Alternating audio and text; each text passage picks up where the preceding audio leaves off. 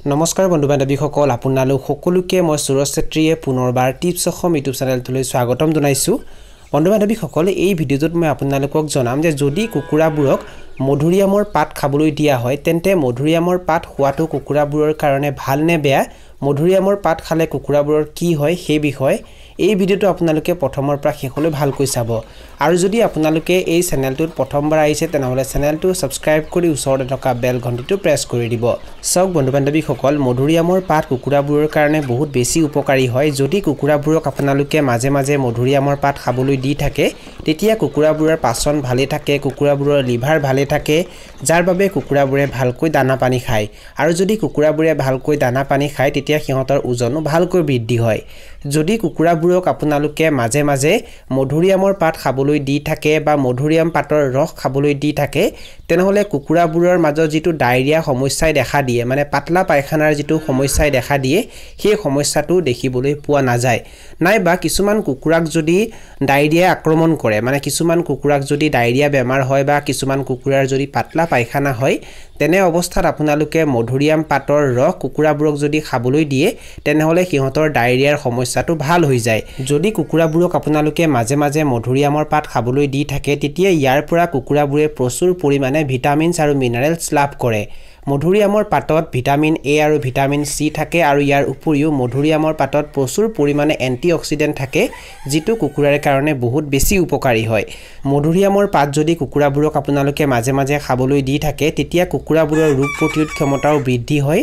যাৰ বাবে কুকুৰাবোৰক যিকোনো ধৰণৰ বেমাৰে সহজতে আক্ৰমণ কৰিব নোৱাৰে যদি কুকুৰাবোৰক আপোনালোকে মধুৰিআম পাত খাবলৈ দিয়ে তেন্তে ইয়াৰ পৰা কুকুৰাৰ দানাৰ খৰচো কম হয় সব বন্ধু বান্ধৱীসকল যদি কুকুৰাবোৰক আপোনালোকে কেৱল কমাৰ্চিয়েল দানা খুৱাই পোহপাল দিয়ে আৰু যদি আপোনালোকে কুকুৰাৰ দানাৰ খৰচ কম কৰিব বিচাৰিছে তেনেহলে কুকুৰাবোৰক আপোনালোকে মাজে মাজে মধুৰিআমৰ পাত খাবলৈ দিব পাৰে যদি কুকুৰাবোৰক আপোনালোকে মাজে মাজে মধুৰিআমৰ পাত খাবলৈ দিয়ে তেতিয়া ইয়াৰ পৰা কুকুৰাবোৰে বিভিন্ন ধৰণৰ ভিটামিন আৰু মিনাৰেলছো লাভ কৰিব লগতে কুকুৰাৰ দানাৰ খৰচো কম হ'ব যদি আপোনালোকে কণী উৎপাদনৰ কাৰণে কুকুৰাবোৰক পোহপাল দিছে আৰু কুকুৰাবোৰে যদি সময়মতে কণী দিয়া নাই বা সিহঁতৰ কণীৰ উৎপাদন ক্ষমতা যদি কমি গৈছে তেনে অৱস্থাত সিহঁতক আপোনালোকে মধুৰিআম পাত খাবলৈ দিব পাৰে চাওক যদি কুকুৰাবোৰে সময়মতে কণী দিয়া নাই বা কুকুৰাবোৰৰ যদি কণীৰ উৎপাদন ক্ষমতা কমি গৈছে তাৰ এটা কাৰণ এটো হ'ব পাৰে যে কুকুৰাবোৰৰ ওজন জোখতকৈ বেছি হৈ গৈছে আৰু যদি কুকুৰাবোৰৰ জোখতকৈ ওজন বেছি হয় তেতিয়া সিহঁতে সময়মতে কণী নিদিয়ে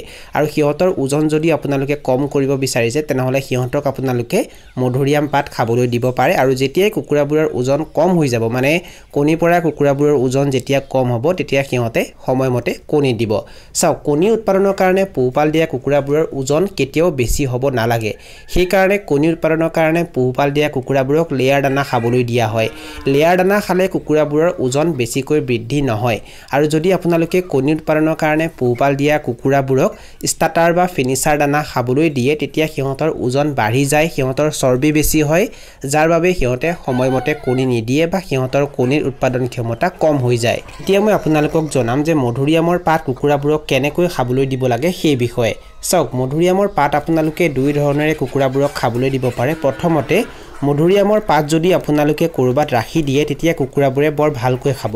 যদি আপোনালোকে কুকুৰাবোৰক আগতে কেতিয়াও মধুৰিআমৰ পাত খাবলৈ দিয়া নাই তেন্তে প্ৰথম অৱস্থাত হয়তো সিহঁতে ভালকৈ মধুৰিআমৰ পাত নাখাব কিন্তু যেতিয়া সিহঁতৰ অভ্যাস হৈ যাব তাৰ পাছৰ পৰা সিহঁতে মধুৰিআমৰ পাত ভালকৈ খাব আৰু দ্বিতীয়তে মধুৰিআম পাত ভালকৈ পিচি তাৰ ৰস উলিয়াই সেই ৰসটো পানীত মিহলি কৰি কুকুৰাবোৰক আপোনালোকে খাবলৈ দিব পাৰে এটা কথা আপোনালোকে মনত ৰাখিব মধুৰিআম পাতৰ গুণাগুণ বেছি আছে বুলি জানি যদি কুকুৰাবোৰক আপোনালোকে জোখতকৈ বেছি মধুৰিআম পাত বা মধুৰিআম পাতৰ ৰস খাবলৈ দিয়ে তেন্তে কুকুৰাবোৰৰ উপকাৰ হোৱাৰ পৰিৱৰ্তে অপকাৰহে হ'ব সেই কাৰণে কুকুৰাবোৰক আপোনালোকে জোখতকৈ বেছি মধুৰিআম পাত বা মধুৰিআম পাতৰ ৰস খাবলৈ নিদিব মাহেকত 2 দিন বা 3 দিন কুকুৰাবোৰক আপোনালোকে মধুৰিআম পাত খাবলৈ দিব পাৰে বা যদি কোনোবাটো কুকুৰাক ডায়েৰিয়া বেমাৰে আক্ৰমণ কৰে তেনে অৱস্থাত সেই কুকুৰাটোক আপোনালোকে মধুৰিআম পাতৰ ৰস খাবলৈ দিব পাৰে বন্ধু বান্ধৱীসকল এইখিনি আছিল কিছু তথ্য মই আপোনালোকক জনালো আৰু যদি আপোনালোকে ভিডিঅটো চাই ভাল পালে আৰু ভিডিঅটোৰ জৰিয়তে কিবা এটা শিকিব পাৰিছো বুলি ভাবে তেনেহলে অনুগ্ৰহ কৰি ভিডিঅটো লাইক কৰি দিব আৰু যিমান পাৰে ভিডিঅটো নিজৰ বন্ধুবৰ্গৰ মাজত আৰু পৰিয়ালবৰ্গৰ মাজত শ্বেয়াৰ কৰি দিব এই ভিডিঅটো এইখিনিতে সামৰণি মাৰিছো ধন্যবাদ